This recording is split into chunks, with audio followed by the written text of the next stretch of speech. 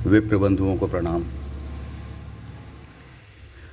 ब्राह्मण अस्मिता की अगर करना रक्षा तुम्हें, प्रदीप रामा के विचारों को आगे बढ़ा जाइए। मित्रों, बंधुओं, समाज के अग्रजों, आपसे विनम्र अनुरोध है कि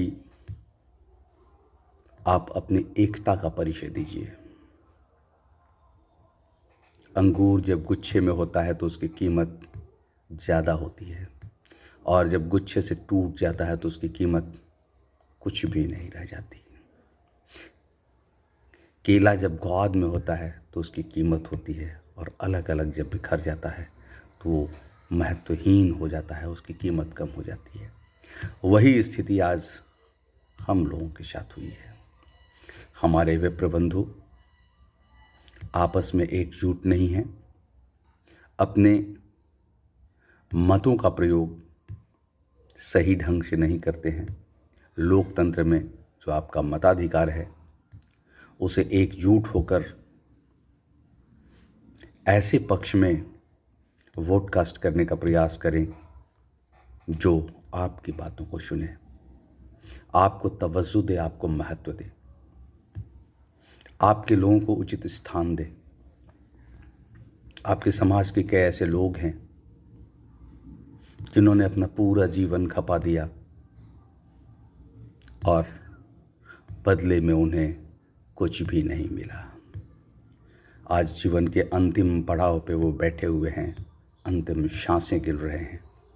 वैसे ही जो युवा हमारे समूह के राजनीति में जा रहे हैं या जाने की इच्छा रखते हैं, उनके साथ भी यही नहीं हो। इसके लिए ज़रूरी है कि आप एकजुट हों। अपनी अस्मिता को बचाने के लिए कैमूर की धरती पर मैं सदैव ये देखता रहा कि 2 सीटें जो थीं वो लगातार आपके खाते में आती थीं, चाहे वो चैनपुर हो या भभुआ हो। किंतु आज ये इन दोनों सीटों पर कोई आपको तवज्जो नहीं दे रहा है, प्रमुख पार्टी। वहीं दूसरी तरफ मगध क्षेत्र भी उपेक्षित है। यूँ कहें कि पूरा बिहार ही उपेक्षित है। पूरे बिहार में ब्राह्मणों का अस्तित्व खतरे में है, संकट में है। आपकी अस्मिता के साथ खिलवाड़ किया जा रहा है। जागने की ज़रूरत है। बिना हल्ला किए चुपचाप एक निर्णय लेने की ज़रूरत है। और मैं जानता हूँ कि आप में वो क्षमता है कि आप लहरों को मोड़ दें, नदियों की धारा के प्रवाह को मोड़ दें। और वास्तव में वो प्रमुख नहीं होता है जो धारा के साथ बहता चला जाए। धारा के प्रवाह को मोड़कर उसे जो मानव हित में लगा दे, वही व्यक्ति ऋषि है, महर्षि है, मनीषी है। अपने विचारों की ऊंचाई से, अपने व्यक्तिगत कार्यों से, अपने सामाजिक कार्यों से आप लोगों का दिल जीतें और अपना स्थान सुरक्षित करने का प्रयास करें। क्योंकि जब तक आप लोगों से जुड़ेंगे नहीं, एकाकी बनकर रहेंगे, समाज में आपके पूर्वजों ने जो योगदान दिया है उस योगदान को गिनाएं, भूलने नहीं दें, और खुद भी अच्छा कार्य करने के लिए हमेशा प्रेरित रहें। ऐसा करें ताकि लोग उदाहरण दें। जब आप अच्छा करेंगे, आपके साथ लोगों का हुजूम चला आएगा, आपके साथ लोग जुड़ेंगे बिना भेदभाव के।